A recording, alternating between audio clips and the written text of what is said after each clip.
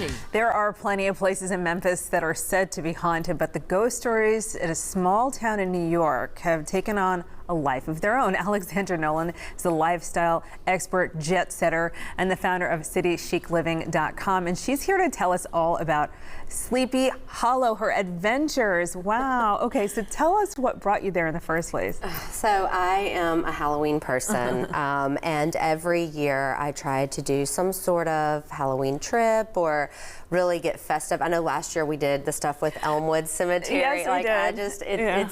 It's one of my favorite holidays, and so this year it was on my bucket list. I've checked it all. Okay. To go to Sleepy Hollow and to check it out. So. Okay, so these are some of the images. What are we seeing? Yeah, so first of all, the legend of Sleepy Hollow. Do you know the movie, the story behind that? Tell me about it. Okay, so Washington Irving, and this is his home Sunnyside right here. He was the first American author to get acclaim in Europe. So he's a really big deal, and he wrote the legend of Sleepy Hollow. And so the way that he came up with that is he lived in New York, and when the plague came through, they were moving the people were moving outside of the city, and he moved to Sleepy Hollow. And over time in the taverns, he would hear about how the woods were haunted, and you know, and the woods are very mystical, I have to say, because we did check them out because I heard they were haunted, so I had to go and see if I heard anything.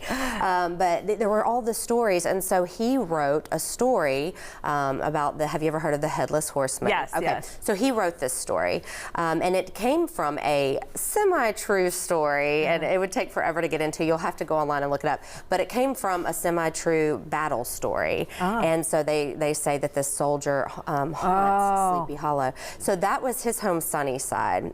He purchased that home in Sleepy Hollow, and he never got married, but his brother moved in with his 5 nieces, and that is where he lived out his final years. And I did go visit it. They say that I had a lovely time at Sunnyside. It was beautiful, but they say you can still hear the nieces running through the house, and you know, his legend is really tied there. So that's why Sleepy Hollow is a very popular weekend 2-day getaway outside of New York trip. And there's so much more to do there. So after that became so popular, they started really making it like a little spooky Halloween town. Spooky Halloween town. We have some of our own little things, like, you know how you hear like Ernestine and Hazel's, that there's supposed to be ghosts there. What? And then there's, but okay, no, but continue. So your trip, you went a few days, and what was the thing that stuck out the most for you? Okay, so there's a few things actually. We may have a video of this one too, the Great Pumpkin Blaze. So they have over 2,000 carved pumpkins, and it is really, it's almost like our Starry Nights, but they do it at Halloween, and they do it really spooky and fun. There is a tavern at the Great Pumpkin Blaze that has been there since the 18th century. So you can get your VIP, that's it, the Gourd and Goblet. You can get your VIP tickets, go eat in the tavern, and then, you know, walk through all of the different beautiful views, or spooky views, I guess I should say, there. Another one that's really fun, and I have this on my blog. I didn't want to send all the videos because we'd just be watching videos of it, but is the Sleepy Hollow Cemetery. Okay. So Washington Irving is actually buried there. And some of the people, a lot of people don't know this, but some of the characters from his book, that they were actually real life people inspired by. The story's obviously not real. There's not a guy riding around with a pumpkin on his head at night on a horse, or is there? I don't know. Or is there? But so they're buried there. You can see some of the people that are buried there that were, you know, based on his story as well.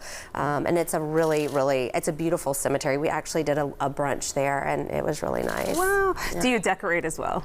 Oh yeah, my house has been decorated since, I mean, I am like July already picking out, but I don't decorate until end of September, so I know that's still so you try to hold off. But I already have a bunch of stuff bought by July. It's just, you have no idea how big Get the deals. And so, are you dressing up this year?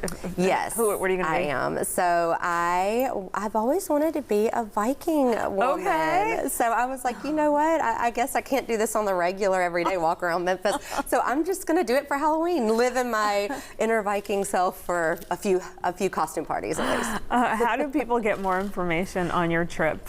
You can go to the blog, citychicliving.com. There's a QR code right there.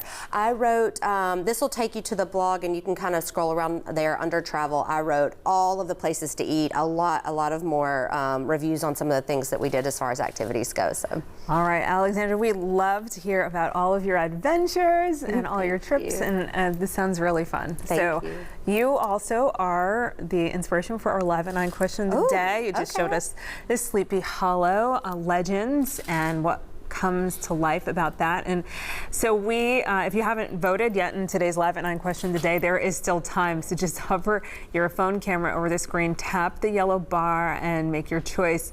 And we want to know, do you break out the decorations in September? Like some people I know. Halloween do you week, wow. wait until October? Well, maybe some people just do, or do the last minute, like just get the candy. You know, some people might just get the candy. That, right. Oh, that Reggie just said, me. It looks like Halloween week is winning and October is second. All right, we'll have final results before we wrap up Live at 9.